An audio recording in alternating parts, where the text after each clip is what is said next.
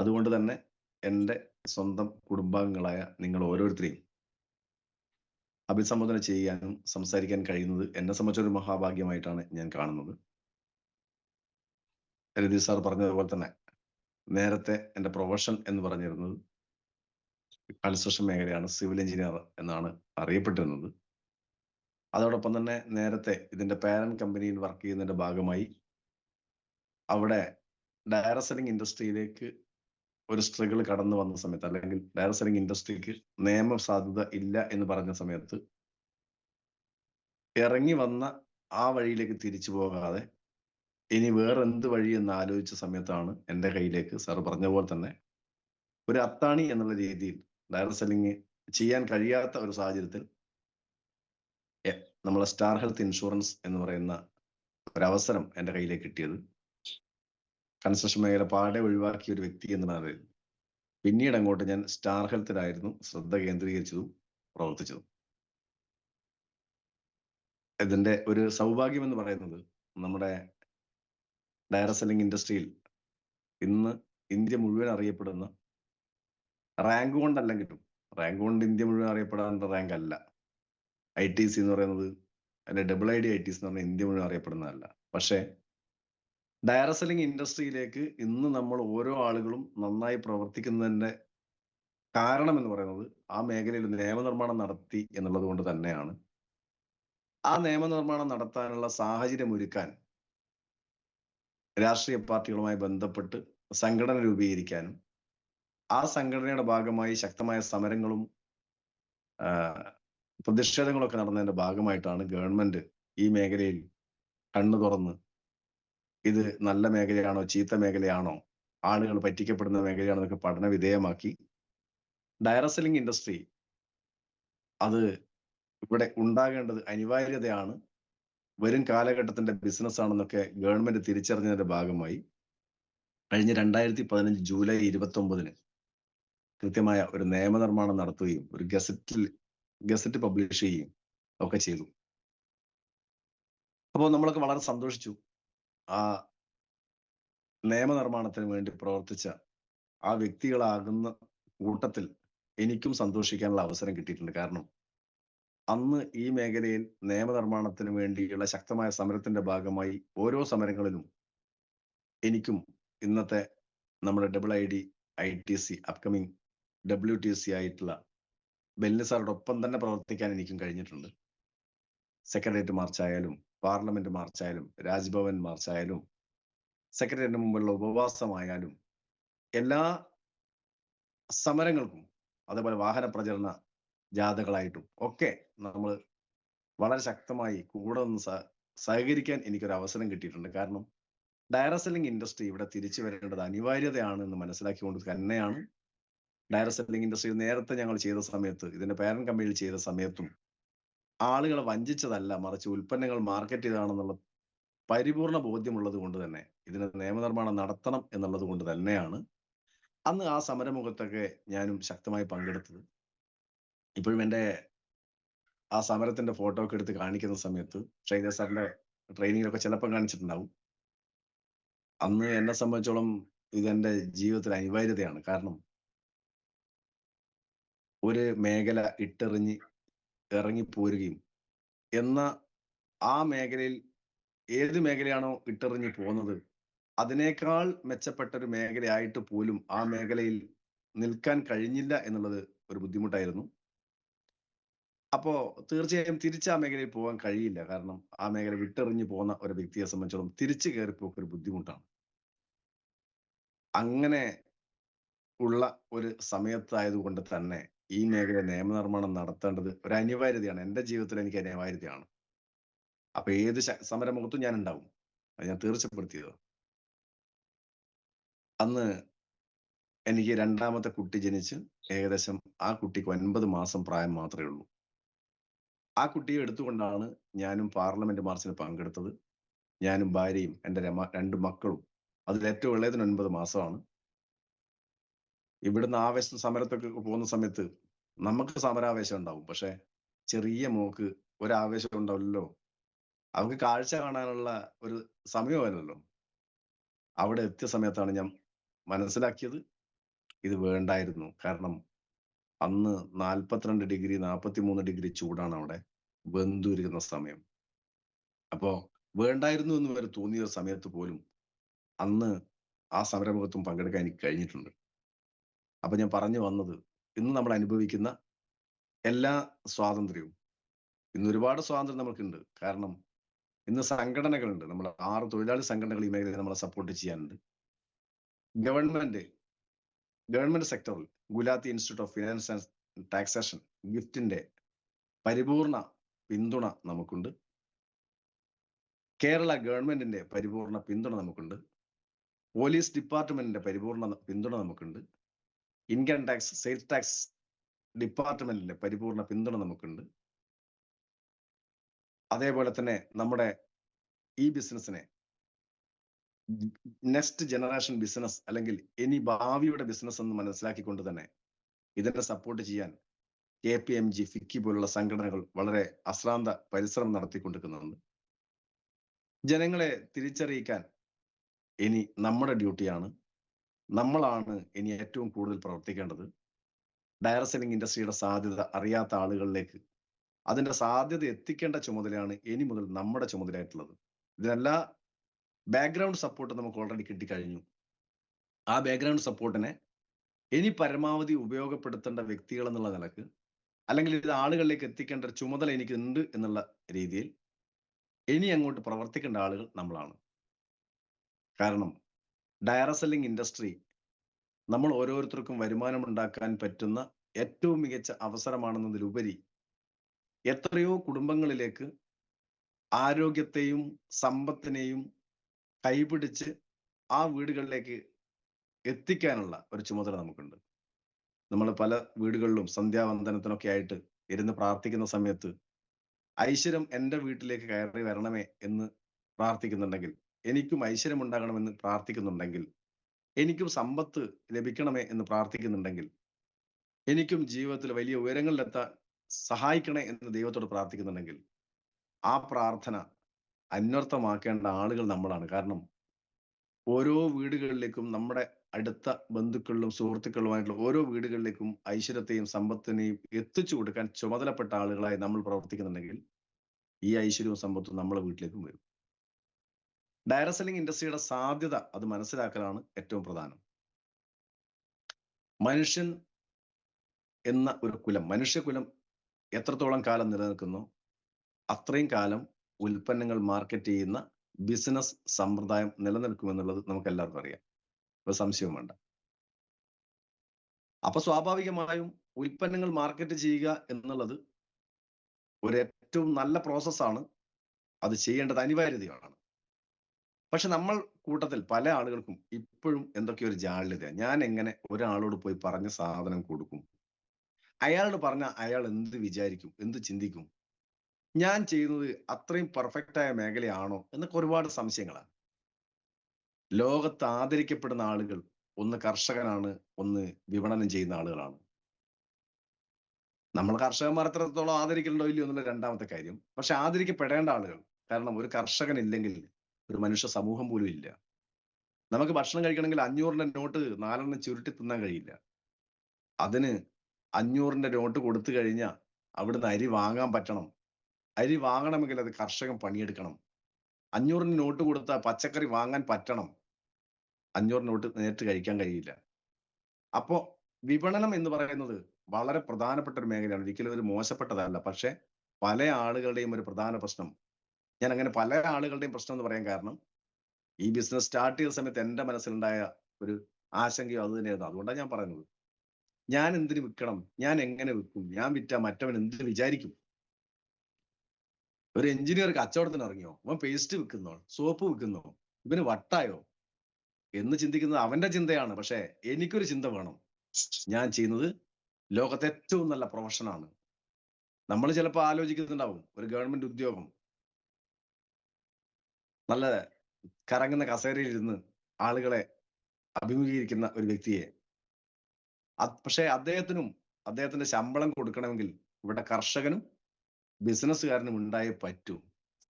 അവരിൽ നിന്ന് കിട്ടുന്ന ഉൽപ്പന്നങ്ങളും ബിസിനസ്സുകാരിൽ നിന്ന് കിട്ടുന്ന ടാക്സും ഇത് തന്നെയാണ് എല്ലാ മേഖലയ്ക്കും എല്ലാ ഔദ്യോഗിക പദവിയിലേക്കും ശമ്പളമായി പോകുന്നത്, അല്ലാതെ നോട്ട് അടിച്ച് നേരെ കൊടുക്കുന്നതല്ല. അത്രയും നമ്മൾ മനസ്സിലാക്കിയാൽ മതി. അങ്ങനെ മനസ്സിലാക്കാൻ പറ്റുന്നുണ്ടെങ്കിൽ, ഞാൻ ചെയ്യുന്ന മേഖല ഏറ്റവും മികച്ചതാണെന്ന് മനസ്സിലാക്കാൻ കഴിയുന്നുണ്ടെങ്കിൽ, മാർക്കറ്റ് ചെയ്യുന്നത് ആർക്കും ഒരു ബുദ്ധിമുട്ടല്ല. മറിച്ച് ഞാൻ ചെയ്യുന്നത് എന്തോ ഒരു അപരാധമാണെന്നുള്ളൊരു തോന്നലിലാണ് ഒരാൾ ഇറങ്ങുന്നതെങ്കിൽ, അല്ലെങ്കിൽ ഇത് എനിക്ക് പറ്റിയ തൊഴിലല്ല എന്ന് ചിന്തിക്കുന്നുണ്ടെങ്കിൽ, അവിടെയാണ് നമ്മൾ തിരുത്തേണ്ടത്. ഡയറക്ട് സെല്ലിംഗ് ഇൻഡസ്ട്രി അതിലേറ്റവും ഔന്നത്യമുള്ളതാണെന്ന് പറയാനുള്ള കാരണം, മറ്റേത് കച്ചവടത്തിലായാലും ആ കച്ചവടത്തിൽ എനിക്ക്, എൻ്റെ കുടുംബത്തിന് ഞാൻ ഞാൻ ഞാൻ എന്ന് മാത്രം ചിന്തിക്കുന്ന സ്വാർത്ഥതയാണെങ്കിൽ, ഇവിടെ ഒരിക്കലും സ്വാർത്ഥതയല്ല, മറിച്ച് ആത്മാർത്ഥതയാണ് ഇവിടെ ആവശ്യം. ചിലപ്പോൾ ചില ലീഡേഴ്സ് നിങ്ങളോട് കമ്പലായിട്ട് പലതും ആവശ്യപ്പെടുന്നുണ്ടെങ്കിൽ, നിർബന്ധമായും ഈ ആഴ്ച നിങ്ങൾ ഇത്ര സെയിൽ ചെയ്യണം, ഈ ആഴ്ച കൊണ്ട് നിങ്ങളെ റാങ്ക് ചേഞ്ച് ചെയ്യണം എന്നൊക്കെ നിങ്ങളോട് പറയുന്നുണ്ടെങ്കിൽ, നമുക്ക് ചിലപ്പോൾ ആ ലീഡറോട് നീരസമായിരിക്കും. കാരണം എന്നോട് ഇങ്ങനെയൊക്കെ പറയാൻ ഇയാൾക്ക് എന്താ, ഞാനല്ല എൻ്റെ ബിസിനസ് ചെയ്യുന്നത്, എന്തിന് ഇയാൾ എൻ്റെ കാര്യത്തിൽ ഇടപെടണം? അവിടെ നമ്മൾ മനസ്സിലാക്കേണ്ടത് അത് അദ്ദേഹത്തിന്റെ സ്വാർത്ഥതയല്ല, മറിച്ച് ആത്മാർത്ഥതയാണ് എന്ന് മനസ്സിലാക്കണം. യഥാർത്ഥത്തിൽ ആ ആത്മാർത്ഥതയെ ഞാൻ മനസ്സിലാക്കിയത് എങ്ങനെയാണെന്ന് പറയാം. കഴിഞ്ഞ മാസം ബെൽന സാറ്, നമ്മുടെ IIT-ITC, എൻ്റെ മെന്റർ, എൻ്റെ സ്പോൺസർ, ബെൽന സാർ വീട്ടില് ഒരു മീറ്റിംഗ് നടത്തി. ആ മീറ്റിംഗിൽ കുറെ കാര്യങ്ങൾ പറഞ്ഞതോടൊപ്പം എന്നെ പേരെടുത്ത് വിളിച്ചു. ആ പേരെടുത്ത് വിളിച്ച സമയത്ത് ചോദിച്ചത്, ഹരിയേട്ടൻ്റെ റാങ്ക് എപ്പം മാറും? ഞാൻ പറഞ്ഞ നെക്സസിന് എന്തായാലും, നെക്സസിനാണോ, ആയിട്ടില്ലെങ്കിൽ RTC മറ്റേ അങ്ങോട്ട് പോകണ്ട, നെക്സസിനായിട്ടില്ല അങ്ങോട്ട് കയറണ്ട, നിങ്ങൾ വരണ്ട, വീട്ടിലിരുന്നാ മതി. രണ്ടർത്ഥത്തിൽ എനിക്ക് ഇതിനെടുക്കാം. എങ്ങനെ? എന്നോട് വരണ്ട എന്ന് പറഞ്ഞു കഴിഞ്ഞു, ഇയാൾ എന്നോട് വെറുപ്പാണ്, ഇയാൾ ദുഷ്ടനാണ് എന്ന് വേണമെങ്കിൽ എനിക്ക് ചിന്തിക്കാം. മറിച്ച് അദ്ദേഹം പറഞ്ഞതിന്റെ പൊരുൾ എന്താണെന്നും എനിക്ക് ചിന്തിക്കാം. അദ്ദേഹം പറഞ്ഞ പൊരുളാണ് ഞാൻ എടുത്തത്. അദ്ദേഹം പറഞ്ഞത്, ഹരിയേട്ടാ, എന്നെ ഹരിയേട്ടാന്ന് വിളിക്കുക, ഹരിയേട്ടാ, നെക്സസിന് NDC ആകാതെ അങ്ങോട്ട് വന്ന, അല്ല വരണ്ട എന്ന് പറയുന്നുണ്ടെങ്കിൽ, അതിന്റെ വരണ്ട എന്ന് പറയുന്നതിന്റെ അർത്ഥം നെക്സസിൽ നിങ്ങൾ NDC ആയി വന്നിരിക്കണമെന്ന് ആണ് എന്ന് ഞാൻ മനസ്സിലാക്കിയ ഞാൻ വിജയിച്ചു. ഞാൻ അങ്ങനെയാണ് മനസ്സിലാക്കിയത്. ഞാൻ ബെല്ലൻ സാറോട് ഇറങ്ങാൻ നോക്കും, വീട്ടിൽ നിന്ന് തിരിച്ചിറങ്ങി, ഞാൻ കുറച്ച് ലേറ്റ് ആയിട്ട് ഇറങ്ങിയത്. ഇറങ്ങാൻ നോക്കും ബെല്ലൻ സാറോട്, സാറേ ഞാൻ എന്തായാലും ആവും. അവസാനം ആയതുകൊണ്ട് തന്നെ എന്നോട് പറഞ്ഞു, നിങ്ങൾ എന്തായാലും ആയിരിക്കും, ആവും, പക്ഷേ നിങ്ങൾ അന്നല്ല ആകേണ്ടത്. ഞാൻ പിന്നെ 20-ാം തീയതി നമ്മുടെ TCABO leaders training programme, Anil sir വരുന്ന പ്രോഗ്രാം ഉണ്ട്, അന്നേ കാണണം, അന്നാകേണ്ടത്. ഞാൻ അവിടുന്ന് പറഞ്ഞു നോക്കണ്ട, അന്ന് നിങ്ങളായിട്ടില്ലെങ്കിൽ അതിനും വരണ്ടാന്ന്. അപ്പോ എന്നെ സംബന്ധിച്ചോളം ഒരു വാശിയായി. അപ്പോ എനിക്ക് വേണമെങ്കിൽ ഒരു കാരണമാക്കാം, അങ്ങനെ രക്ഷപ്പെട്ടു, 20-ാം തീയതി ഞാൻ പോകണ്ടല്ലോ, ട്രെയിനിങ്ങിന് പോകണ്ടല്ലോ, വേണേ അങ്ങനെ എടുക്കാം. മറിച്ച് 20-ാം തീയതി ആയിക്കഴിഞ്ഞ ആയതിന്റെ ഏറ്റവും സന്തോഷ നിമിഷം ഞാൻ അനുഭവിക്കുകയും ചെയ്തു. കാരണം നാവിഗേറ്റർ സീസൺ 1 എന്ന് പറയുന്ന ആ പ്രോഗ്രാമിലാണ് RTC ആയി എന്നെ റെക്കഗ്നൈസ് ചെയ്യുന്നത്. RTC അതിന്റെ റെക്കഗ്നൈസേഷൻ കിട്ടുന്നത് നാവിഗേറ്റർ സീസൺ 1. അന്ന് എനിക്ക് റെക്കഗ്നൈസേഷൻ തന്നത് എൻ്റെ ലെഫ്റ്റും റൈറ്റും നിന്ന് എനിക്ക് പൊന്നാട അണിയിച്ച് എന്നെ ആദരിച്ച എൻ്റെ പ്രധാനപ്പെട്ട ലീഡേഴ്സാണ് ബെല്ലിന സാറും അനീഷ് സാറും. അതോടൊപ്പം തന്നെ നമ്മുടെ ഒരുപാട് STCABO ലീഡേഴ്സ് ഒക്കെ അന്നുണ്ടായിരുന്നു, നമ്മുടെ ടീമിലുള്ള എല്ലാ STCABO ലീഡേഴ്സും. എന്ന ഇതേ റെക്കഗ്നൈസേഷൻ എനിക്ക് നമ്മുടെ ഹാളിന്റെ പേര് മറന്നുപോയി, പോട്ടെ, നമുക്ക് കോഴിക്കോട് വെച്ച് ഒന്നുകൂടെ കിട്ടി. അതേ വ്യക്തികൾ അന്ന് Bellina sir ITC CTC, Aneesh sir ITC അന്ന്. എന്ന ഇപ്പോ Aneesh sir diamond executive, Bellina sir IIT-ITC, Kesari Bhavan auditorium. Thank you sir. അപ്പൊ കേസരി ഭവൻ ഓഡിറ്റോറിയത്തിൽ നിന്ന് ഇതേ വ്യക്തികളും അതോടൊപ്പം തന്നെ നമ്മുടെ ടീമിലുള്ള മുഴുവൻ RTC എബോവ് ലീഡേഴ്സും, അത് എനിക്ക് ആദരവ് കിട്ടുന്നത് നമ്മുടെയൊക്കെ ഏറ്റവും പ്രിയങ്കരായിട്ടുള്ള ടീം കോർഡിനേറ്റർ എബോവ് ലീഡേഴ്സിന്റെ മുമ്പിൽ നിന്ന്. സത്യം പറഞ്ഞാൽ എന്നെ സംബന്ധിച്ചോളം അത് വല്ലാതെ ആഹ്ലാദം നൽകുന്നതാണ്, ഏറ്റവും സന്തോഷം നൽകുന്നതാണ്. ഇതേ സംഗതി ഞാൻ ബെല്ലു സാർ പറഞ്ഞ സമയത്ത് അതിനെ ഞാൻ നെഗറ്റീവായിട്ടാണ് എടുത്തതെങ്കിൽ എന്നെ അദ്ദേഹം അധിക്ഷേപിച്ചു, ആയില്ലേ വരണ്ടെന്ന് പബ്ലിക്കായിട്ട് പറഞ്ഞു. ഇതാണ് ഞാൻ ചിന്തിച്ചതെങ്കിൽ ഞാൻ എവിടെ ഉണ്ടാവുമായിരുന്നു? ഈ റെക്കഗ്നൈസേഷൻ എനിക്ക് കിട്ടുമായിരുന്നോ? സത്യം പറഞ്ഞ രണ്ട് മനസ്സുകൾ എന്തായാലും നിറഞ്ഞിട്ടുണ്ടാവും. എന്നെ അന്ന് ശാസിച്ച ബെല്ലു സാറിന്റെ മനസ്സും ആ ശാസന ഏറ്റുവാങ്ങി എന്റെ മനസ്സും നിറഞ്ഞു, ഉറപ്പാ. ബാക്കിയുള്ള ആളുകൾക്കും നിറഞ്ഞിട്ടുണ്ട്, എല്ലാ ആളുകൾക്കും നിറഞ്ഞിട്ടുണ്ട്, എനിക്കറിയാം. അപ്പോ ഒരു ലീഡർ നിങ്ങളോട് എന്തെങ്കിലും സ്ട്രോങ് ആയിട്ട് പറയുന്നുണ്ടെങ്കിൽ നിങ്ങൾ അതിനെ പോസിറ്റീവായിട്ട് എടുക്കണം എന്നാണ് എനിക്ക് പറയാനുള്ളത്. ബിസിനസ്സുമായി ബന്ധപ്പെട്ട് പറയുന്ന കാര്യം, അല്ലാതെ തെറി പറഞ്ഞിട്ട് കൊടുത്തോളാം, വേറെ കാര്യം. ഞാൻ ബിസിനസ് റിലേറ്റഡ് ആയിട്ട് നിങ്ങളുടെ ബിസിനസിന്റെ ഡെവലപ്മെന്റിന് വേണ്ടി നിങ്ങളോട് എന്തെങ്കിലും കാര്യം ആവശ്യപ്പെടുന്നുണ്ടെങ്കിൽ തിരിഞ്ഞും മറിഞ്ഞും നോക്കരുത് ഒരു ഡിസ്ട്രിബ്യൂട്ടർ. പല സമയത്തും ഉണ്ടാകുന്ന ഒരു പ്രശ്നം ഞാൻ കാണുന്നത്, ഓരോ ടീമിലും ഉണ്ടാകുന്ന ഏറ്റവും പ്രധാനപ്പെട്ട ഇഷ്യൂ, എന്നെ ലീഡർ അങ്ങനെ പറഞ്ഞു കളഞ്ഞു. അത് നിങ്ങൾ എപ്പോഴും മനസ്സിലാക്കേണ്ടത്, ലീഡർക്ക് നിങ്ങളുടെ ഇഷ്ടമാണ്, നിങ്ങളുടെ വളർച്ചയെ ആ ലീഡർ നോക്കിക്കാണുന്നു. അവരുടെ മനസ്സിലുള്ള പ്രതീക്ഷ നിങ്ങൾ വളർന്ന് വളർന്ന് വലുതാകണം. ഒരു ചെറിയ കുഞ്ഞിനെ അച്ഛനും അമ്മയും എങ്ങനെ നോക്കുന്നോ അതേ നോട്ടമാണ് എന്നെ നോക്കുന്നത് എന്നുള്ള ഒരു തിരിച്ചറിവ് നമുക്ക് വേണം. ചിലപ്പോ ശാസിക്കും, ചിലപ്പം ചൂരലെടുത്ത് അടിക്കും. ഇതൊക്കെ മക്കളെ ചെയ്യുന്നത് നമ്മൾ അച്ഛനമ്മമാര്. ഒരച്ഛനും അമ്മക്കും ഇഷ്ടമല്ലാഞ്ഞിട്ടല്ല അത് ചെയ്യുന്നത്. തന്റെ സ്വന്തം മകനെ മകളെ രണ്ട് പൊട്ടിച്ച് കൊടുക്കുന്നുണ്ടെങ്കിൽ അത് ഇഷ്ടമല്ലാഞ്ഞിട്ടല്ല എന്ന് നമ്മൾ മനസ്സിലാക്കണം, ഇഷ്ടം കൊണ്ട് തന്നെയാണ്. പക്ഷെ അവർ തെറ്റിലേക്ക് പോകുന്നുണ്ടെങ്കിൽ അത് തിരുത്താനും നല്ല വഴിയെ നടത്താനും അതിനു വേണ്ടിയാണ് അത് ചെയ്യുന്നത് എന്നുള്ള തിരിച്ചറിവ് നമുക്ക് വേണം. ഈ ബിസിനസ്സിലും നമുക്ക് വേണ്ടത്, ഒരു ലീഡർ നിങ്ങളോട് എന്തെങ്കിലും ആവശ്യപ്പെടുന്നുണ്ടെങ്കിൽ അത് തിരിച്ചറിയുക എന്നുള്ളതാണ്. ഇത് ഒന്നാമത്തത്. രണ്ടാമത്തെ കാര്യം, പല സമയത്തും പറയും, സാറേ കുറ്റ്യാടി GTS ഉണ്ട്, നിങ്ങളെ കൂടെ വന്ന അന്ന് ഹോം മീറ്റിങ്ങിന് വന്ന എല്ലാവരെയും കൂട്ടി അങ്ങോട്ട് വരണം, നമ്മൾ മാത്രം പോകാനല്ല പറഞ്ഞത്. നമ്മുടെ കൂടെ വന്ന ആളുകൾക്ക് ഇതെന്താണെന്ന് മനസ്സിലാക്കാനും ഈ ബിസിനസ് സാധ്യത ഉൾക്കൊള്ളിക്കാനും ഒക്കെ വേണ്ടി അവരൊക്കെ കൂട്ടി നമ്മൾ പോവുക. GTS സെന്ററുകൾ മാക്സിമം ഉപയോഗപ്പെടുത്തുക. Gateway to success. നമ്മൾ മാത്രം സക്സസ് ആയ പോരാ, മറ്റുള്ള ആളുകളെ സക്സസ് ആക്കി മാത്രമേ നമുക്ക് സക്സസ് ആകാൻ പറ്റുള്ളൂ, വിജയിക്കാൻ കഴിയുള്ളൂ. അപ്പോൾ നമ്മളെ കൂടെ വന്ന ആളുകളെ, കൂടെ വരാൻ ആഗ്രഹിക്കുന്ന ആളുകളെ ഗേറ്റ് വേ ടു സക്സസ് പ്രോഗ്രാമിലേക്ക് ഇൻവൈറ്റ് ചെയ്യുക, അവിടെ എത്തിക്കുക. നമ്മുടെ ഡ്യൂട്ടിയാണത്. പിന്നീട് അങ്ങോട്ട് ഫസ്റ്റ് സ്റ്റെപ്പ് ടു സക്സസ്, ഇത് എങ്ങനെ മുന്നേറണം ഒരു ഐഡിയ ആർക്കും ഇല്ല. കാരണം ഇതിന്റെ എക്സ്പീരിയൻസ് ഉള്ള ഒരു തലമുറ നമുക്ക് മുമ്പേ ഇല്ല. നമ്മളാണ് ഫസ്റ്റ് ജനറേഷൻ സ്റ്റാർട്ട് ചെയ്യുന്നത്. Direct selling industry next generation business ആണ്, ഈ ജനറേഷൻ്റെ അല്ല. അപ്പൊ ഫസ്റ്റ് ജനറേഷൻ നമ്മൾ ആയി വരുന്നതേ ഉള്ളൂ.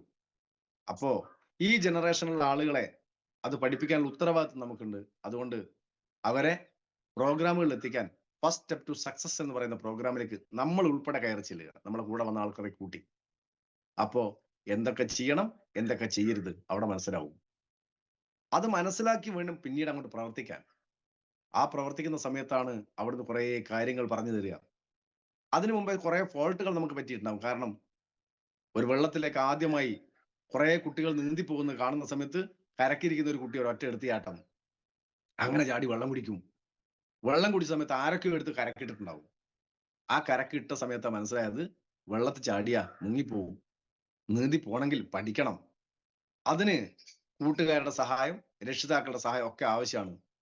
അങ്ങനെ ആ സഹായത്തിന് തന്റെ മാറിന്റെ താഴെ കൈവച്ച് തന്ന് നമ്മളെ നീന്താൻ പഠിപ്പിച്ചു തന്ന ലീഡർ, ആ രീതി കാണണം നിങ്ങളെ ലീഡറെ. അങ്ങനെ നമ്മളെ നീന്തി നീന്തി തുഴഞ്ഞു പഠിച്ചു. പിന്നീട് തുഴയാൻ പിന്നെ ആരും വേണ്ട. നന്നായി നീന്തി പഠിച്ചതിന് ശേഷം ഇതേ ലീഡർ പണ്ട് നമ്മളെ നെഞ്ചിന്റെ താഴെ കൈവച്ച് നമ്മളെ നീന്താൻ സഹായിച്ച വ്യക്തി വന്ന് പിന്നെയും കൈവച്ച അങ്ങോട്ട് മാറിയിക്കെന്ന് പറയും. അറിയിക്കുന്ന ഒന്നും തന്നെ നിലനിന്നിട്ടില്ല. സ്വയം വളരുന്നത് മാത്രമേ നിലനിന്നിട്ടുള്ളൂ. അത് പ്രകൃതി നിയമമാണ്, നമുക്ക് മാത്രമായിട്ടുള്ള നിയമമല്ല, പ്രകൃതി നിയമമാണ്. പറ്റിച്ചേർന്ന് വളരുന്ന എന്തു സംഗതികളും അത് നശിച്ചു പോകും. ഇത്തിക്കണ്ണി കണ്ടിട്ടില്ല മരത്തിന്റെ മുകളിൽ?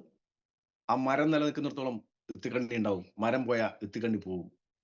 നിങ്ങൾക്ക് മരം പോകുന്ന സമയത്ത് നമ്മളെ സപ്പോർട്ട് ചെയ്ത ലീഡർ പോകുന്ന സമയത്ത് നമ്മളും പോകണോ? അങ്ങനെയാണ് നിങ്ങൾ പറ്റിപ്പിടിച്ച് പോയാൽ മതി. പകരം കൊണ്ടുവന്ന ലീഡർ നാളെ ഇല്ലെങ്കിലും വളരണമെന്ന് നിങ്ങൾക്ക് ആഗ്രഹമുണ്ടോ? പരാതത്തിൽ നിന്ന് മാറുക, ഇൻഡിപെൻഡൻ്റായി വളരുക. കാലാകാലം ചെയ്യേണ്ട കാര്യമല്ലത്. അപ്പോ ഇതൊക്കെ ചെയ്യാനും ചെയ്യിപ്പിക്കാനും നമ്മളെ പഠിപ്പിക്കുന്ന ലീഡേഴ്സ്, ആ ലീഡേഴ്സ് പറയുന്ന കാര്യങ്ങൾ അനുസരിക്കുക. പല ആളുകളുടെയും ഏറ്റവും പ്രധാനപ്പെട്ട വിഷയം എന്നെ ലീഡർ അങ്ങനെ പറഞ്ഞു, എന്നെ ലീഡർ ഇങ്ങനെ പറഞ്ഞു. ഏത് അർത്ഥത്തിൽ എടുക്കുന്നു എന്നുള്ള അനുസരിച്ചാണ്. ഏതായാലും നിങ്ങളൊന്നും അങ്ങനെ ചിന്തിക്കുന്ന ആളുകളല്ല എന്ന് ഞാൻ വിശ്വസിക്കുന്നത്. കാരണം അങ്ങനെ നമ്മുടെ ടീമിൽ അങ്ങനെ ഇല്ല എന്ന് ഞാൻ വിശ്വസിക്കുന്നു. അപ്പോ തീർച്ചയായും നമുക്ക് വേണ്ട ഏറ്റവും പ്രധാനപ്പെട്ട ഗുണം ഒന്ന് ഒബേ, അനുസരിക്കുക, സറണ്ടർ എന്ന് വേണേൽ പറയാം. ഒബേ എന്ന് പറയുന്നതിനേക്കാളും കൂടുതൽ സറണ്ടർ. ഏത് മേഖലയാണോ നിങ്ങൾ എത്തിപ്പെട്ടുള്ളത് ആ മേഖലയിൽ സക്സസ് ആണെങ്കിൽ ആ മേഖലയുമായി ഇഴുകിച്ചേരുക, അല്ലെങ്കിൽ സറണ്ടർ ചെയ്യുക. സിസ്റ്റത്തിന് സറണ്ടർ ചെയ്യുക എന്ന് വേണേൽ ചുരുക്കത്തിൽ പറയാം. സിസ്റ്റത്തിന് സറണ്ടർ ചെയ്യുക. ആ സിസ്റ്റത്തിന് സറണ്ടർ ചെയ്യുന്ന സമയത്ത് നിങ്ങൾക്ക് ഒരുപാട് കാര്യങ്ങൾ നിങ്ങൾ ലീഡേഴ്സ് പറയും. ഇപ്പോ ഞാൻ ഇന്നലെയും മിനിയാന്നും ഒക്കെ ആയിട്ട് എൻ്റെ ഏറ്റവും പ്രധാനപ്പെട്ട പണി എല്ലാ ലീഡേഴ്സിനെയും ഡിസ്ട്രിബ്യൂട്ടേഴ്സിനെയും വിളിച്ച് അത്യാവശ്യം പൊട്ടൻഷ്യൽ ഉണ്ടെന്ന് തോന്നുന്ന പോലെ എക്സ്ട്രാ വിളിച്ച്, നമ്മളെ ഡിസ്ട്രിബ്യൂട്ടേഴ്സ് ഒക്കെ വിളിക്കുന്നുണ്ട്, ലീഡേഴ്സ് വിളിക്കുന്നുണ്ട്. പക്ഷെ എൻ്റെ ഡ്യൂട്ടി അവരൊക്കെ വിളിച്ചോ ഇല്ലയോ എന്നുള്ളതിനെ കൂടുതൽ ഞാൻ വിളിക്കുക എന്നുള്ള ഞാൻ ചെയ്യുന്നുണ്ട്. നെക്സസ് പ്രോഗ്രാമിന് എത്ര ആളെ പങ്കെടുപ്പിക്കാൻ പറ്റും, ഞാൻ അതിന്റെ ഗവേഷണത്തിലപ്പോൾ നിർബന്ധിച്ചു കൊണ്ടുപോവുക. നിർബന്ധിച്ചിട്ട് നെക്സസ് പ്രോഗ്രാമിലേക്ക് എത്തിക്കുക. നെക്സസ് നെക്സ്റ്റ് ലെവൽ ബിസിനസ്സാണ്. കാരണം ഇന്ന് നമ്മുടെ ടീമിലുള്ള പ്രധാനപ്പെട്ട ടോപ്പ് ലീഡേഴ്സ് പോലും കേരളത്തിൽ വെച്ച് കമ്പനിയുടെ ഡയറക്റ്റ് ഒരു പ്രോഗ്രാമിൽ പങ്കെടുത്തിട്ടില്ല. കാരണം ഇതുവരെ നടന്നിട്ടില്ല. അനീൽ സാറും ബെല്ലു സാറും നമ്മളെ സംബന്ധിച്ചുള്ള ടോപ്പ് ലീഡേഴ്സ്, അവരും കേരളത്തിൽ വെച്ച് കമ്പനി നടത്തുന്ന ഒരു മെഗാ ഇവന്റിൽ പങ്കെടുത്തിട്ടില്ല. അവരും ആദ്യമാണ്. അപ്പൊ നമ്മൾ അതിനേക്കാൾ മുമ്പേ ആവില്ലല്ലോ. അപ്പോ അവരെ എത്തിക്കുകയാണ്. അതുകൂടാതെ നമ്മൾ ഓരോ ടീമും അവരുടെ ടീമിന്റെ ഭാഗമായി ഓരോ മെഗാ ഇവന്റുകൾ സംഘടിപ്പിക്കുന്നുണ്ട്. ആ ഇവന്റുകളിൽ ഞാനുണ്ടാകും എന്നുള്ള ഒരു ഉറപ്പ് കേൾക്കുന്ന ഓരോരുത്തരും, ഞാനുണ്ടാവും, ഞാൻ ഓക്കെ. എൻ്റെ കൂടെ മിനിമം 2 പേർ ഞാൻ കൊണ്ടുപോയിരിക്കും എന്ന് നിങ്ങൾ ചിന്തിക്കുകയാണെങ്കിൽ നിങ്ങളെ സംബന്ധിച്ചോളം ഈ ബിസിനസ്സിൽ ഏറ്റവും ഗ്രോത്ത് റേറ്റ് കാണിക്കുന്ന ഒരു ടീം നിങ്ങളായിരിക്കും.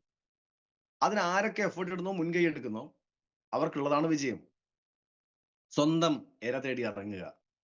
ആരെങ്കിലും കൊണ്ടുതരുന്നത് വാങ്ങിക്കഴിക്കാതിരിക്കുക. അപ്പോ അങ്ങനെ നിങ്ങൾ ചിന്തിക്കുന്നുണ്ടെങ്കിൽ നിങ്ങൾക്ക് ഇതിൽ വലിയ വളർച്ച ഉണ്ടാക്കാൻ പറ്റും. ഇവന്റുകളുടെ പ്രാധാന്യം ഒരു കാരണവശാലും നമ്മൾ മനസ്സിലാക്കാതെ പോകരുത്. ഇവന്റുകൾക്കുള്ള പ്രാധാന്യം ഏറ്റവും വലുതാണ്. ഓരോ ഇവന്റുകളും എങ്ങനെ ഉപയോഗപ്പെടുത്തണം എന്നുള്ളത് കൂടെയാണ് എനിക്ക് അടുത്ത് പറയാനുള്ളത്. ഇവന്റുകളെ നിങ്ങൾ ഉപയോഗപ്പെടുത്തുന്നത്, ഏറ്റവും കൂടുതൽ ആളുകൾ ഉപയോഗപ്പെടുത്തുന്നത് ഇവന്റിൽ ഞാൻ പങ്കെടുക്കുക എന്നുള്ളതാണ്. ഓരോരുത്തരും മനസ്സിലുണ്ടാവും ഞാൻ എന്തായാലും ഉണ്ടാവും. ഇതാണ് നിങ്ങൾ ഇവന്റിനെ ഒന്നാമത് ഉപയോഗപ്പെടുത്തുന്നത്. അത് തീർച്ചയാണ്, നിർബന്ധമായിട്ട് വേണം.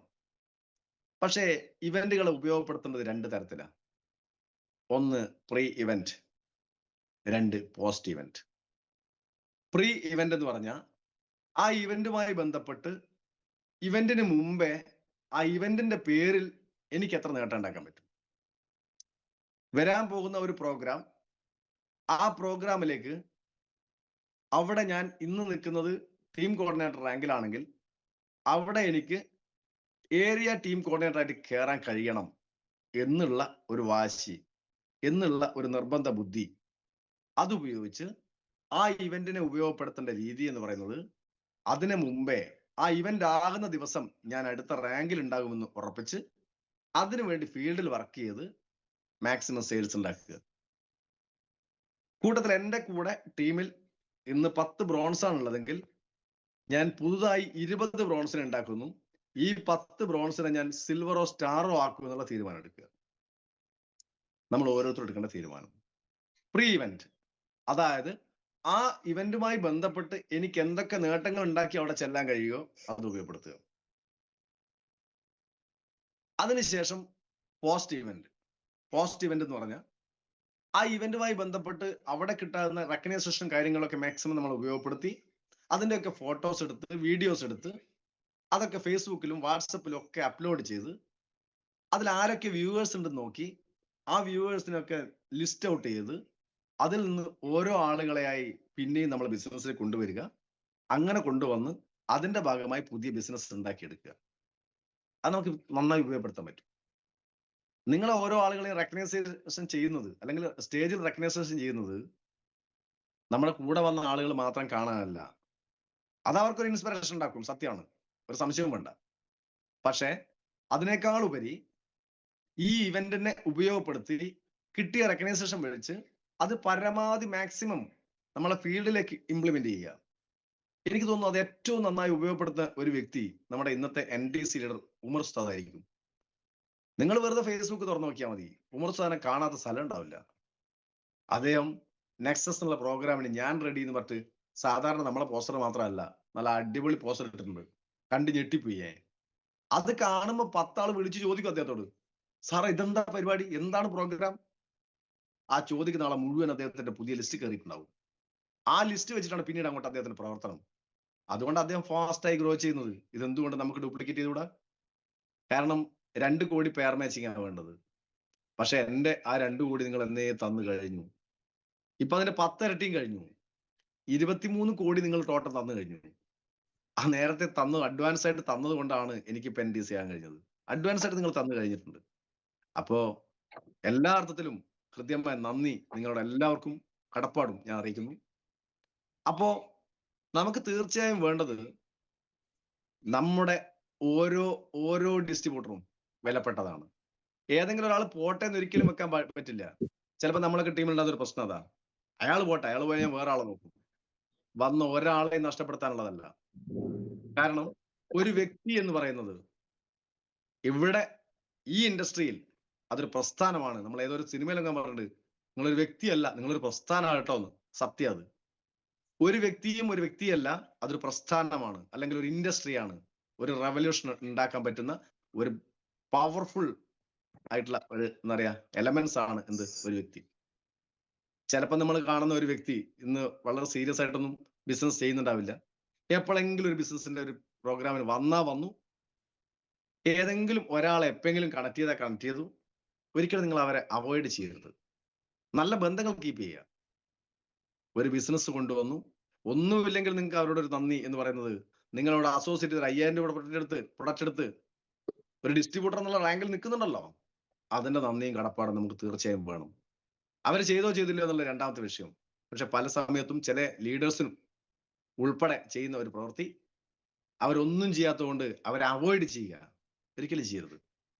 നല്ല ബന്ധങ്ങൾ ഒരു ചുമലിലേക്കായിട്ട്, എന്തല്ല ദിനേശ് ചേട്ടാ, എന്തല്ല ബാബു ഏട്ടാ, എന്ന് സുഖം തന്നെയല്ലേ, എന്തൊക്കെ ഒന്നും കാണുന്നില്ലല്ലോ, ഒന്ന് പ്രോഗ്രാമിനൊക്കെ വാപ്പാ, ഒരു നല്ല ബന്ധം ഉണ്ടാക്കി വെച്ച് കഴിഞ്ഞാൽ ഏതെങ്കിലും ഒരു സമയത്ത് ഏതെങ്കിലും ഒരാളെയും കൂട്ടി ചിലപ്പോൾ അദ്ദേഹം വന്നേക്കാം. ആ വന്ന വ്യക്തിയായിരിക്കാം നിങ്ങളുടെ അടുത്ത ബിസിനസിന്റെ ഏറ്റവും ഹൈലൈറ്റ് ഉണ്ടാക്കുന്ന ഏറ്റവും പവർഫുൾ ആയിട്ടുള്ള ലീഡറായിട്ട് മാറുന്നത്. അങ്ങനെ ഇയാൾ മോശക്കാരനാണോ? അല്ല. എല്ലാവരും ബിസിനസ്സിൽ രക്ഷപ്പെടും ഞാൻ പറയുന്നില്ല. ഇതിന് ആത്മാർത്ഥമായി ഏറ്റെടുക്കുന്ന ആളുകൾ മാത്രമേ രക്ഷപ്പെടൂ. പക്ഷേ ഏറ്റെടുക്കാത്ത ആളെ പോലും, അല്ലെങ്കിൽ ഈ ബിസിനസ്സിൽ ഒരു ചെറിയ കോൺട്രിബ്യൂഷൻ തന്ന ആളെ പോലും ഒരിക്കലും മാനിക്കാതിരിക്കരുത്. അവരോട് നല്ല ബന്ധങ്ങൾ പുലർത്താതിരിക്കരുത്. നല്ല ബന്ധങ്ങൾ എപ്പോഴും കീപ്പ് ചെയ്യുക നിർബന്ധമാണത്. നിങ്ങൾക്ക് ഏറ്റവും നല്ല ബന്ധങ്ങൾ ക്രിയേറ്റ് ചെയ്ത് നിലനിർത്താൻ കഴിയുന്നുണ്ടെങ്കിൽ ആ ബന്ധങ്ങൾ നിങ്ങൾക്ക് എപ്പോഴെങ്കിലും മുതൽക്കൂട്ടാവുന്നത് യാതൊരു സംശയവും വേണ്ട. അപ്പോ ഇതൊക്കെ പറയുന്ന സമയത്ത് നിങ്ങൾ ചിന്തിക്കുന്നുണ്ടാവും, ഇത്രയും ബന്ധങ്ങൾ ഉണ്ടാക്കിയിട്ടാണോ നിങ്ങൾ ഇപ്പൊ NDC നിൽക്കുന്നത്? നിങ്ങളല്ല ചിന്തിക്കേണ്ടത്. എപ്പോ എവിടെ കയറി പോകുമെന്ന് അറിയാൻ പറ്റില്ല. അതിനെനിക്ക് നേരത്തെ നല്ല ഉദാഹരണമായിട്ടുള്ള ഒരു വ്യക്തി ഉണ്ടായിരുന്നു. നമ്മളെ ശരൺകുമാർ സാർ, ഇന്നത്തെ ITC ലീഡർ. ഞങ്ങളൊക്കെ പണ്ട് ആലപ്പുഴ പോയ സമയത്ത് ശരൺകുമാർ സാർ അന്ന് നിൽക്കുന്ന റാങ്കിൽ നിന്ന് വലിയ നേട്ടങ്ങളൊന്നും ഇല്ലാതെ ഒരു STC ആയി നിൽക്കുന്നു. ബെല്ല് സാർ CTC ആയി നിൽക്കുന്നു. CTCയോ NDCയോ എന്ന് എനിക്ക് തോന്നുന്നു. വളരെ ഫാസ്റ്റ് ഗ്രോത്ത് ബെല്ല് സാർ നേടിക്കൊണ്ടിരിക്കുന്നു. അതിന് മുമ്പേ വന്ന ശരൺ സാർ എവിടെ എത്തുന്നില്ല. പക്ഷേ അവിടുന്ന് അങ്ങോട്ടൊരു വളർച്ച. STC കുറെ കാലം മുരടിച്ചു നിന്ന ആ ശരൺകുമാർ സാറിന്റെ വളർച്ച കണ്ണഞ്ചിപ്പിക്കുന്നതായിരിക്കും. കഴിഞ്ഞ പ്രാവശ്യം നമ്മൾ അനീഷ് സാർ അവിടുന്ന് പ്രോഗ്രാമിൽ പറഞ്ഞിട്ടുണ്ടെന്ന് എനിക്ക് തോന്നുന്നു. ഒന്നുമല്ലാതെ നിന്ന ഒരു ലീഡർ പിന്നീട് പോയത് ശരവേഗത്തിലാന്ന് പറഞ്ഞിട്ടുണ്ട്. എപ്പ പോകുന്ന് പറയാൻ പറ്റൂല സാറേ. എപ്പോഴാണ് വളർന്ന് കയറുന്നത് പറയാൻ പറ്റില്ല. ഒരു കാരണവശാലും ഒരു വളർച്ച കുറഞ്ഞ ഒരു ലീഡറെ അധിക്ഷേപിക്കാൻ പാടില്ല, അകറ്റി നിർത്താൻ പാടില്ല, അവരെ ചേർത്ത് പിടിക്കുക. നിങ്ങൾക്ക് വളരാൻ പറ്റും, നിങ്ങൾക്കൊരു സമയമുണ്ട് എന്ന് പറഞ്ഞ് ചേർത്ത് പിടിക്കുക, ഒരു ആശ്വാസം കൊടുക്കുക. അതോടൊപ്പം തന്നെ ചെയ്യേണ്ട ഡ്യൂട്ടിയെ പറ്റി കൃത്യമായി ബോധ്യപ്പെടുത്തിക്കൊണ്ടിരിക്കുക. ഇത് പണി നിർത്തണം, ഒരു കാരണവശാലും പാടില്ല. പ്രതിസന്ധി വരുന്ന സമയത്തും ആ സമയത്തും ഞങ്ങളും കൂടെ ഉണ്ട് എന്ന് ഒരു ഉറപ്പ് നമ്മൾ എപ്പോഴും കൊടുത്തുകൊണ്ടേയിരിക്കണം. ഏത് പ്രതിസന്ധി വന്നാലും നമ്മൾ കൂടെ ഉണ്ട്. ഓരോ ഡിസ്ട്രിബ്യൂട്ടറും ഒരു ലീഡറായി വളരുന്ന സമയത്ത് ഒരുപാട് കാലത്തെ എഫേർട്ട് ഇട്ടുകൊണ്ടാണ്, എത്രയോ എഫേർട്ട് ഇട്ടിട്ടാണ് ആ ടീമിന് ഉണ്ടാക്കിയത് എന്നുള്ളൊരു ബോധ്യം നമുക്ക് ഉണ്ടാകുക. ലീഡറെ തിരിച്ചു കുത്താനൊക്കെ എളുപ്പ, കുത്തുന്ന ആളുകളുണ്ടാവും, കുത്തിയിട്ടുണ്ടാവും. പക്ഷെ ഒരു ലീഡറെ മനസ്സ് വേദനിപ്പിച്ചു കഴിഞ്ഞാൽ ഉറപ്പിച്ചോ നിങ്ങൾ, അതിന്റെ ഇരട്ടി വേദന നമ്മൾ അനുഭവിക്കേണ്ടി വരും. ചിലയാൾ താൽക്കാലിക ലാഭം നോക്കും, ഒരു കാരണവശാലും നോക്കരുത്. ഇത് എപ്പോഴും നമ്മൾ പറയുന്നൊരു വാക്കാണ്, എല്ലാവരും പറയുന്നൊരു വാക്കാണ്, ദൈവത്തിന്റെ കയ്യൊപ്പുള്ള ബിസിനസ്. ദൈവം ചതിക്ക് കൂട്ടു നിൽക്കില്ല, നിൽക്കുവോ? വഞ്ചനക്ക് കൂട്ടു നിൽക്കില്ല, നിൽക്കുവോ? ഇല്ല. ദൈവം ഒരിക്കലും ചതിക്കും വഞ്ചനക്കും വിശ്വാസ വഞ്ചനക്കും കൂട്ടു നിൽക്കില്ല. അങ്ങനെ വിശ്വസിക്കണം. ഞാൻ അങ്ങനെ വിശ്വസിക്കുന്നത്. നമ്മളെ സംബന്ധിച്ചോളം നമ്മൾ ചെയ്യുന്ന ഓരോ പ്രവൃത്തിയും ദൈവത്തിന് നിരക്കുന്നതാണ്, നല്ല പ്രവൃത്തിയാണ് എന്നുള്ള ബോധ്യം നമുക്ക് ഉണ്ടാകണം. ഈ ബിസിനസ്സിനെ സക്സസ് ആയി കൊണ്ടുപോകണമെങ്കിൽ ആത്മാർത്ഥത 100% വേണം. സ്വാർത്ഥത പാടെ ഒഴിവാക്കണം. എന്ന് വെച്ച് സ്വാർത്ഥത ഇല്ലാത്തത് കൊണ്ടല്ല ഈ ബിസിനസ് ചെയ്യുന്നത്, സ്വാർത്ഥത ഉള്ളതുകൊണ്ട് തന്നെയാണ്. രക്ഷപ്പെടണമെന്നുള്ള സ്വാർത്ഥത എല്ലാവർക്കും ഉണ്ട്. ആ സ്വാർത്ഥത നിങ്ങൾ വെച്ചോ. പക്ഷെ എനിക്ക് മാത്രം രക്ഷപ്പെടണം എന്നുള്ള സ്വാർത്ഥത പറ്റില്ല. എനിക്ക് രക്ഷപ്പെടണം, എന്റെ ടീമിൽ നിന്ന് 100 ആളെ രക്ഷപ്പെടുത്തണം, ആ സ്വാർത്ഥത നല്ലതാ. ആ സ്വാർത്ഥതയാണ് വേണ്ടത്. നിസ്വാർത്ഥമായ പ്രവർത്തനം നമ്മളെ ഏറ്റവും ഉയരങ്ങളിലെത്തിക്കും. അപ്പോ എന്നെ സംബന്ധിച്ചോളം പറയാനുള്ളത്, വരുന്ന ഇവന്റുകൾ മാക്സിമം ഉപയോഗപ്പെടുത്തുക. പല ടീമുകളും ഇഷ്ടംപോലെ ഇവന്റുകൾ വെച്ചിട്ടുണ്ട്. ആ ഇവന്റിനെ ഓരോ ആളുകളും ലീഡർ നടത്തുന്ന ഇവന്റ് ലീഡർ ഇവന്റ് എന്ന് വിചാരിക്കുന്നതിന് പകരം എന്റെ ഇവന്റ് ഞാനാണ് നടത്തുന്നത്. ഞാൻ നടത്തുമ്പോൾ ഞാൻ എന്താ ചെയ്യാം? എന്റെ മകളുടെ കല്യാണം നടത്താൻ ഞാൻ തീരുമാനിച്ചുറപ്പിച്ചു. നാട്ടുകാർ എന്തെങ്കിലും നടത്തിക്കോട്ടെ, പൈസ മാത്രം ഞാൻ ഇറക്കുമെന്ന് വിചാരിക്കും ആരെങ്കിലും? ആ രക്ഷിതാവിന് എന്ത് ചെയ്യണം എന്നറിയാതെ നെട്ടോട്ടോടും. ഏത് ഭാഗത്താണ് എന്റെ ശ്രദ്ധ കുറഞ്ഞു പോകുന്നത്, ആ ടെൻഷനായിരിക്കും കൂടുതൽ. നിങ്ങൾ മാത്രോ ഇങ്ങോട്ട് വരണ്ടെന്ന് പറഞ്ഞേക്ക് ഒരു ലീഡറോട്. അത് പറയുന്ന രീതി പറയണം കേട്ടോ. അദ്ദേഹത്തെ വെറുപ്പിക്കുന്ന രീതിയിൽ അദ്ദേഹത്തിന് തോന്നണം ഇത് എന്റെ വളർച്ചയ്ക്ക് വേണ്ടിയാണ് അദ്ദേഹം ലീഡർ പറയുന്നത്. അങ്ങനെ തോന്നണമെങ്കിൽ നല്ല ആത്മബന്ധം ഉണ്ടാവണം. അത് ആദ്യം വേണ്ടതാ. ഒരു സംഗതി പറയുന്ന സമയത്ത് ഞാനിപ്പോ ബെല്ലി സാർ എന്നോട് എന്ത് പറഞ്ഞാലും അത് കേൾക്കുന്ന സമയത്ത് എന്റെ പോസിറ്റീവ് ആണെന്ന് മാത്രം ചിന്തിക്കുന്നതുകൊണ്ടാണ് എനിക്ക് വെറുപ്പ് തോന്നുന്നത്. അല്ലെ വെറുത്തു പോകും ചിലപ്പോൾ. ആ രീതിയിലൊക്കെ സംസാരിക്കും. ലീഡേഴ്സിനോട് മാത്രം, എല്ലാവരോടും അദ്ദേഹം സംസാരിക്കാറില്ല. ആ പറയുന്ന അർത്ഥത്തിൽ എടുക്കണമെങ്കിൽ അതിന് മുമ്പേ ഉണ്ടാക്കിയെടുക്കേണ്ട സാധനമാണ് നല്ല ബന്ധം.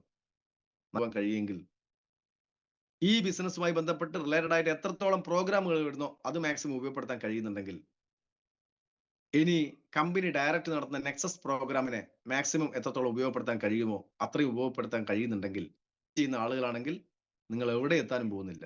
നെഗറ്റീവ് പറയാന്ന് വിചാരിക്കേണ്ട രാവിലെ തന്നെ. ഈ ബിസിനസ്സിൽ പരാജയപ്പെട്ട ഒരു വ്യക്തി പോലും ഇല്ല. വിജയിച്ച ഇഷ്ടം പോലെ ആളുകളുണ്ട്, എന്നാൽ നിർത്തിപ്പോയ ആളുകളും ഇഷ്ടം പോലെ ഉണ്ട്. നിങ്ങൾക്ക് പരാജയപ്പെടില്ല എന്ന് ഉറപ്പാ. കാരണം ഇവിടെ ഒരാൾ ജയിക്കുന്ന സമയത്ത് ഒരാൾ പരാജയപ്പെടും എന്നറിയാം സാധാരണ ഗെയിമുകളിലൊക്കെ. ഇവിടെ വിജയിപ്പിക്കുന്ന സമയത്ത് വിജയിക്കുന്ന ബിസിനസ്സാ. അപ്പോൾ ഒരിക്കലും പരാജയം അവിടെ ഇല്ല. നിർത്തിപ്പോയിട്ടുണ്ടാകാം. കുറച്ച് പ്രൊഡക്റ്റ് എടുത്തു, വീട്ടിലേക്ക് ഉപയോഗിച്ചു, അത് വാങ്ങി ഉപയോഗിച്ച് നല്ല റിസൾട്ട്, കുറച്ച് എപ്പോഴെങ്കിലും കുറച്ച് പ്രൊഡക്റ്റ് വാങ്ങും, പക്ഷെ ബിസിനസ് ചെയ്യുന്നില്ല. അയാൾക്ക് നഷ്ടമൊന്നുമില്ല. കാരണം ഏറ്റവും നല്ല പ്രൊഡക്റ്റുകൾ അദ്ദേഹം വാങ്ങി ഉപയോഗിച്ചിട്ടുണ്ട്. അത്യാവശ്യം ചെറിയ വരുമാനമൊക്കെ ചിലപ്പം കിട്ടിയിട്ടുണ്ടാകും. നഷ്ടമില്ല, നഷ്ടപ്പെട്ടിട്ടില്ല. എന്നാ വിജയിച്ചോ? ഇല്ല. അദ്ദേഹം ബിസിനസ് ചെയ്യുന്നുണ്ടോ? ഇല്ല, നിർത്തിപ്പോയി. അതേ ഉണ്ടാവുള്ളൂ. നിർത്തിപ്പോകണമോ വിജയിക്കണോ എന്നുള്ളത് നിങ്ങളുടെ തീരുമാനമാണ്. അല്ലെ നമ്മൾ ഓരോരുത്തരും നിങ്ങൾ എന്ന് പറയുന്ന സമയത്ത് ഞാൻ ഉൾപ്പെടെ നമ്മുടെ തീരുമാനമാണ്. നമ്മൾ വിജയിക്കണമോ നിർത്തിപ്പോണോ? നിർത്താനാണെങ്കിൽ എനിക്ക് ആദ്യം പറയാനുള്ളത് തുടങ്ങാതിരിക്കല. നിർത്താനാണെങ്കിൽ തുടങ്ങാതിരിക്കല്ലേ അതിൽ ഉചിതം. മറിച്ച് തുടങ്ങിയിട്ടുണ്ടെങ്കിൽ, ഏറ്റെടുത്തിട്ടുണ്ടെങ്കിൽ അത് വിജയിപ്പിച്ചേ അടങ്ങൂ എന്നുള്ള ഒരു വാശി നിങ്ങളെ മനസ്സിലുണ്ടെങ്കിൽ നിങ്ങൾ ഉറപ്പിച്ചോ, ഇതിനകത്ത് അടുത്ത ഡയമണ്ട് എക്സിക്യൂട്ടീവ് നമ്മൾ ഓരോരുത്തരും. നിങ്ങൾ ഇപ്പൊ ഇരിക്കുന്ന കസേര, ആ കസേരയുടെ സ്ഥാനത്ത് ഒരു ഡയമണ്ടിന്റെ കസേര അവിടെ ഉണ്ടാവും. അത് ഡയമണ്ട് ഷിപ്പാ. അത് മുന്നിൽ കണ്ടു വേണം ഈ ബിസിനസ്സിനെ മുന്നോട്ട് കൊണ്ടുപോകാൻ. അപ്പോ കൂടുതൽ കാര്യങ്ങൾ ഞാൻ പറയുന്നില്ല.